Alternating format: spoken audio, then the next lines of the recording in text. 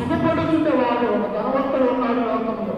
వాడు ఆలోచన ఏంటంట, నాకున్నటువంటి ధనాన్ని నేను ఎలా సుఖముగా తినాలా, లక్షణంగా చేపట్టుకోవాలా, నోటికి ఏది రుచికరంగా ఉన్నది, ఈ శరీరానికి ఏ వస్త్రమో ఖరీదైతే ధరించుకోవాలా, ఎక్కడికి వెళ్ళాలా, ఏ కారులో ఏ రంగంలో వెళ్ళాలా, ఎక్కడ ఎంజాయ్ ఉన్నది అని ఈ ధనవంతుడైనటువంటి వాడు తన ధనము మీద ఈ లోకం మీద ఆశ పెట్టుకొని జీవిస్తూ ఉన్నాడు.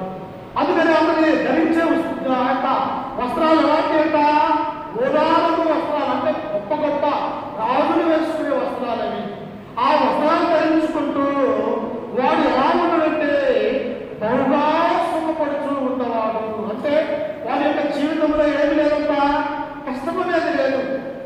కష్టం అంటే వాడికి పేదరికం అనేది తెలియదు, వాడి దగ్గర ఆస్తి ఐశ్వర్యం అనేది ఉంటూ ఉన్నది, వాడికి కావాల్సినటువంటి ఆహార పదార్థాలు ఉన్నవి కాబట్టి అతను ప్రతి దినము కూడా ఏం చేస్తూ ఉన్నాడంటే సుఖంగా బ్రతకాలని కోరుతున్నాడు.